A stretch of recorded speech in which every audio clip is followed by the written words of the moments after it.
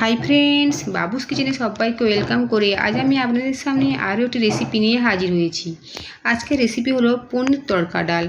আমরা তড়কা ডাল সাধারণত ডিম দিয়ে বানিয়ে থাকি, আজ আমি বানিয়ে নিয়েছি পনির দিয়ে। এই পনির তড়কা ডাল আমরা রুটি, পরোটা, নান, কুলচার সাথে সার্ভ করতে পারি।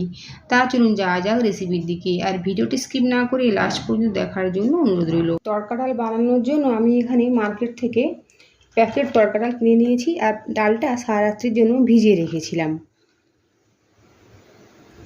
এখন এই ডাল সেদ্ধ করার জন্য প্রেসার কুকারের মধ্যে নিয়ে নেব। ভেজানো ডাল কুকারের মধ্যে নিয়ে নিয়েছি। এখন এই ডালের মধ্যে দেবো একটা তেজপাতা আর দারচিনি, দেবো 1 চামচ মতো লবণ, অল্প করে হলুদের গুঁড়ো। ডাল সেদ্ধ করার জন্য পরিমাণ মতো জল দেবো। আর আমরা সবাই জানি যে এই তড়কা ডাল সেদ্ধ হতে বেশ খানিকটা সময় লাগে। কুকারের ঢাকাটা বন্ধ করে দেবো, আর গ্যাসের ফ্লেম হাই রেখে প্রথমে একটা সিটি দেবো, তারপরে গ্যাসের ফ্লেম লো টু মিডিয়ামে রেখে 4 থেকে 5টা সিটি দিয়ে ডাল সেদ্ধ করে নেব। প্রেসার কুকারের উপরে অনেকখানি ডিপেন্ড করে ডাল সেদ্ধ হতে কতটা সময় লাগবে। দেখুন ডাল সেদ্ধ করে নিয়েছি। আর এই ডালের মধ্যে রাজমা ডাল সেদ্ধ হতে দেরি হয়, রাজমা ডাল কিন্তু খুব ভালোভাবে সেদ্ধ হয়ে গিয়েছে। যেহেতু এটা পনির তড়কা ডাল, এখানে পনির নিয়েছি 150 গ্রাম, আর পনিরটাকে ঠিক এভাবে ছোটো ছোটো কিউব পিসেস করে কেটে নিয়েছি। একটা ননস্টিকের ফ্রাই প্যান বসিয়েছি, এর মধ্যে দেবো অল্প পরিমাণে রিফাইন্ড অয়েল, তেলের মধ্যে দেবো অল্প পরিমাণে লবণ, দেবো পনিরের পিসগুলো। গোল্ডেন ব্রাউন করে পনিরের পিসগুলো ভেজে নেব। পনিরের পিসগুলো ভেজে নিয়েছি, এর থেকে বেশি ভাজবো না, বেশি ভাজলে পনিরগুলো খেতে ছিবড়ের মতো হয়ে যায়। এখন নামিয়ে নেব। তার জন্য কড়াই বসিয়েছি, কড়াইতে দেবো সর্ষের তেল। তেল গরম হয়ে গিয়েছে, তেলের মধ্যে ফোড়নে দেবো গোটা জিরে, শুকনো লঙ্কা, লবঙ্গ, দারচিনি আর এলাচ। ফোড়ন থেকে ভাজা ভাজা গন্ধ বেরিয়েছে। এখন দেবো 2টো মিডিয়াম সাইজের পেঁয়াজ, হ্যান্ড চপারে করে একদম মিহি করে চপ করে নিয়েছি। গ্যাসের ফ্লেম লো টু মিডিয়ামে রেখে পেঁয়াজ হালকা গোল্ডেন ব্রাউন করে ভেজে নেব। দেবো 1/2 চামচ চিনি, দেবো অল্প করে লবণ। লবণ দেওয়ার ফলে পেঁয়াজ যেমন খুব তাড়াতাড়ি নরম হয়ে যাবে, সাথে সাথে চিনি দেওয়ার জন্য পেঁয়াজ খুব তাড়াতাড়ি লাল হয়ে ভাজা হয়ে যাবে। পেঁয়াজ ভেজে নিয়েছি। এখন দেবো 1 চামচের একটু কম আদা বাটা, 1 চামচ রসুন বাটা। আদা রসুন বাটা পেঁয়াজের সাথে মিশিয়ে নেব, আর কিছুক্ষণ সময় নিয়ে একটু কষিয়ে নেব। এর ফলে আদা রসুনের কাঁচা গন্ধটা চলে যাবে। কিছুক্ষণ সময় নিয়ে আদা রসুন কষিয়ে নিয়েছি। এখন দেবো টমেটো আর কাঁচা লঙ্কা বাটা, মিক্সির মধ্যে বেটে নিয়েছি। এখানে একটা বড় সাইজের টমেটো আমি বেটে নিয়েছি।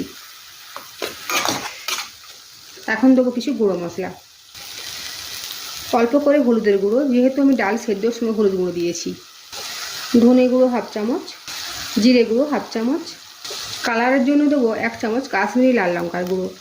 এখানে ঝালের জন্য লাল লঙ্কা গুঁড়ো দিলাম না, যেহেতু আমি এখানে কাঁচা লঙ্কা বেটে দিয়েছি। অল্প পরিমাণে গরম জল দেবো। মশলা কষিয়ে নেব, আর এভাবে আমি ঢাকা চাপাতে মশলাটা কষিয়ে নেব। এর ফলে মশলা খুব ভালোভাবে কষানো হয়ে যায়। দেখুন মশলা থেকে তেল আলাদা হতে শুরু করেছে। এখন দেবো তড়কা মশলা, এটা মার্কেটে রেডিমেড তড়কা মশলা। দেবো কসুরি মেথি। সব কিছু মিশিয়ে নেব, আর আবার কিছুক্ষণ সময় নিয়ে মশলাটা কষিয়ে নেব। দেখুন মশলা থেকে তেল কি আলাদা হয়েছে, তার মানে বুঝে নিতে হবে মশলা কষানো হয়েছে। এখন দেবো আগে থেকে সেদ্ধ করে রাখা তড়কা ডাল। ডাল দিয়ে দিয়েছি। এখন ডাল কষানো মশলার সাথে মিশিয়ে নিয়েছি। এখন গ্যাসের ফ্লেম হাই রেখে 2 থেকে 3 মিনিটের জন্য রান্না করে নেব। প্রায় 3 মিনিট মতো রান্না করে নিয়েছি গ্যাসের ফ্লেম বাড়িয়ে রেখে। এখন গ্যাসের ফ্লেম কমিয়ে দেবো, সাথে দেবো জল। এখানে আমি প্রেসার কুকার ধোয়া জল দিয়েছি, আর জলটা গরম জল। সব কিছু নেড়ে চেড়ে মিশিয়ে নেব, আর চেষ্টা করুন গরম জল দেওয়ার, এর ফলে কিন্তু রান্নার টেস্ট খুব ভালো হবে। দেখুন গ্রেভিটা ফুটে উঠেছে। এখন দেবো আগে থেকে ভেজে রাখা পনিরের পিসগুলো।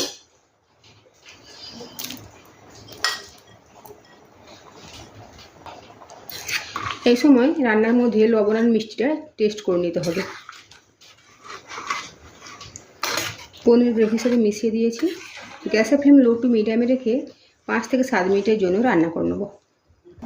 রান্নাতে লবণ কম রয়েছে, তাই দেবো হাফ চামচ মতো লবণ।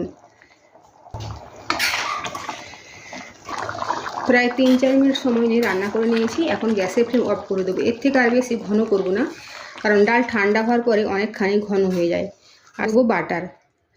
এখানে আমি আর আলাদা করে গরম মশলা দিলাম না, যেহেতু ফোড়নে গরম মশলা দিয়েছি আর তড়কা মশলা দিয়েছি। আর দেবো কোচানো ধনে পাতা। তৈরি হয়ে গেল পনির তড়কা ডাল। পনির তড়কা ডাল পরিবেশন করেছি। আজকের আমার এই রেসিপি যদি ভালো লেগে থাকে তো অবশ্যই কমেন্ট করে জানাবেন কেমন হয়েছে। সাথে আমার চ্যানেলটি সাবস্ক্রাইব করার জন্য অনুরোধ রইল, আর আমার বাবুস কিচেন ফেসবুক পেজটি ফলো করার জন্য অনুরোধ রইল।